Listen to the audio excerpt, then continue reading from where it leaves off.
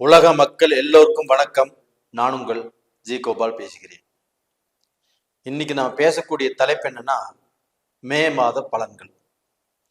இந்த மே மாத பலன்கள் ஆகப்பட்டது மகர ராசிக்காரங்களுக்கு எப்படி இருக்கிறது, அதை பத்தி தான் இந்த பதிவில் டீட்டெயிலாக பார்க்குறோம். இந்த மே மாதத்துல கிரக அடைவுகள் எப்படி அமைஞ்சிருக்குது அப்படின்னு பார்க்கலாம். இப்ப மேசத்துல சூரிய பகவான், ரிஷபத்தில் குரு பகவான் சுக்கிர பகவான், கன்னியில் கேது பகவான், கும்பத்தில் சனி பகவான், மீனத்தில் ராகு பகவான், செவ்வாய் பகவான், புதன் பகவான். இது இந்த மாத கிரக அடைவுகள். அப்ப இந்த மாத கிரக அடைவுகள் ஆகப்பட்டது மகர ராசிக்காரங்களுக்கு நல்லா இருக்குதா அப்படின்னு பார்க்க போனா அருமையா இருக்குது. அதாவது என்னுடைய மகத்தான மகர ராசிக்காரர்களே, எனக்கு ரொம்பவுமே பிடிச்ச ராசிக்காரங்கள் மகர ராசிக்காரங்க. அவங்க இந்த 7.5 சனியில மாட்டிட்டு நீங்க பட்ட கஷ்டத்துக்கு நீங்க ஒரு பிடியில சிக்கிட்டு அதுல இருந்து பார்க்க போனா வெளியில வர முடியாமல் உங்களை யார் காப்பாத்த வந்தாலும் அவங்களும் பாதிக்கப்பட்டு நீங்களும் அந்த கஷ்டத்துல மாட்டி அந்த கஷ்டத்திலிருந்து இப்ப வெளியில வரக்கூடிய சூழ்நிலையில கடைசி கட்டத்தில் இருக்கிறீங்க. அப்ப இந்த கட்டத்தில் இருக்கும்போது அந்த குரு பகவான் ஆகப்பட்டது உங்களுக்கு 4ஆம் இடத்திலிருந்து மாறி 5ஆம் இடத்துக்கு பயிற்சியா இருக்கிறாங்க. அப்ப அந்த மகர ராசிக்காரங்களுக்கு குரு பகவான் ஆகப்பட்டது அவ்வளவு ஃபேவரா இல்லைன்னா கூட அந்த குரு பகவான் பார்க்கக்கூடிய இடங்கள் ரொம்ப ரொம்ப முக்கியம்.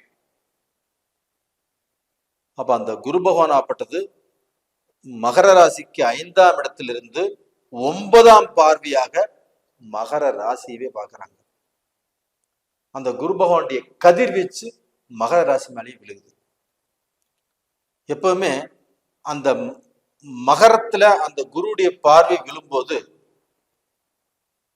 அந்த மகர ராசியை பார்க்க போற அந்த மேல இருக்கக்கூடிய பிணி, பீடை, தரித்திரம் இது எல்லாமே விலகி ஒரு நல்ல செழிப்பு, நல்ல தைரியம், நல்ல தன்னம்பிக்கை, அந்த மாதிரியான ஒரு சுபத்துவத்தை அந்த குரு பகவான் மகர ராசிக்காரர்கள் கொடுக்கிறார். இது ஒண்ணு போதுங்க. உங்க வாழ்க்கையில நீங்க இந்த 7.5 வருட காலங்கள் எவ்வளவு சித்திரவதைப்பட்டீங்களோ, எவ்வளவு கஷ்டப்பட்டீங்களோ, எவ்வளவு வேதனைப்பட்டீங்களோ, எவ்வளவு கடன்காரருக்கு முன்னாண்ட எவ்வளவு கஷ்டப்பட்டீங்களோ, அந்த கடனை கட்ட முடியாமல் எவ்வளவு மன வேதனைப்பட்டுச்சோ, அதனால எவ்வளவு அவமானப்பட்டீங்களோ, ஒவ்வொருத்தரும் ஊற விட்டே போயிட்டாங்க. சிலர் தன் தொழிலை செய்ய முடியாம தொழிலையே முடக்கிட்டாங்க. குடும்ப வாழ்க்கையில கஷ்டப்பட்டீங்க, மனைவியை இழந்தீங்க, கணவனை இழந்தீங்க, மக்களை இழந்தீங்க. இந்த மாதிரி உங்க கஷ்டங்களை நம்ம அடுக்கிட்டே போகலாம். அப்ப எந்த விதத்திலையுமே நீங்க போய் திருப்தியா உட்கார்றதுக்கு ஒரு நல்ல இடமே இல்லாம போயிடுச்சு. அப்படிப்பட்ட உங்களுக்கு மகர ராசிக்காரங்களுக்கு இப்போ ஒரு வாழ்விடம், நீங்க வாழ்வதற்குண்டான ஒரு வாய்ப்பு நான் கொடுக்கிற, பிடிச்சுக்கோ அப்படின்னு அந்த குரு பகவானுடைய பார்வையே உங்க மேல பட்டிருக்குது. நீங்க பயப்பட வேண்டியதில்லை. உங்களால வாழ்க்கையில முன்னேறவே முடியாது அப்படிங்கிற ஒரு நெகட்டிவ் தாட்டில் நீங்க உட்கார்ந்துருக்கிறீங்க.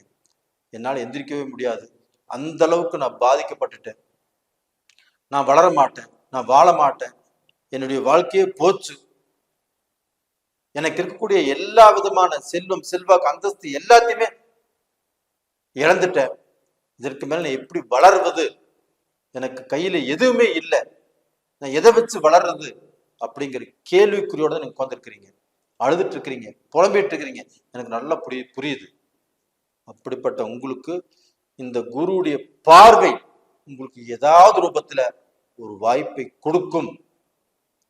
அந்த வாய்ப்பை நீங்க கெட்டியா பிடிச்சிட்டு மெல்ல மெல்ல மெல்ல மெல்ல நீங்க ஏறி மலை உயரத்தின், அதாவது அந்த சிகரத்தின் உச்சிக்கே நீங்க வருவீங்க அப்படிங்கிறதா என்னுடைய கருத்து.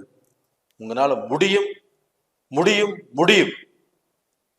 அந்த அளவுக்கு உங்களுக்கு வந்து ஒரு நல்ல பலமாகப்பட்ட இந்த குரு பகவான் கொடுக்குறாரு. அது போக அந்த குரு பகவான் இருக்கக்கூடிய இடத்துல உங்களுக்கு பஞ்சமாதிபதி 5ஆம் இடத்து அதிபதி சுக்கிர பகவானும் இங்க ஆட்சியா இருக்கிறாங்க. மே 19ஆம் தேதி அந்த இடத்துல அந்த சுக்கிர பகவானும் இங்க ஆட்சியா வர்றாங்க. அப்ப உங்களுக்கு 5ஆம் இடத்து அதிபதி ஆட்சியாக வரும்போது உங்களுக்கு எப்பேற்பட்ட சட்ட சிக்கல் இருந்தாலும், எப்பேற்பட்ட அந்த போலீஸ் ஸ்டேஷன் கோர்ட்டு கச்சேரி பிரச்சனை இருந்தாலும் அது எல்லாமே நிவர்த்தி ஆகும். உங்களுக்கு சண்டை சச்சரவுகள் பிரச்சனைகள் இருந்தாலும் நிவர்த்தி ஆகும்.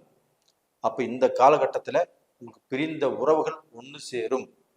அந்த உறவுக்காரங்களால ஒரு திருப்தி கிடைக்கும்.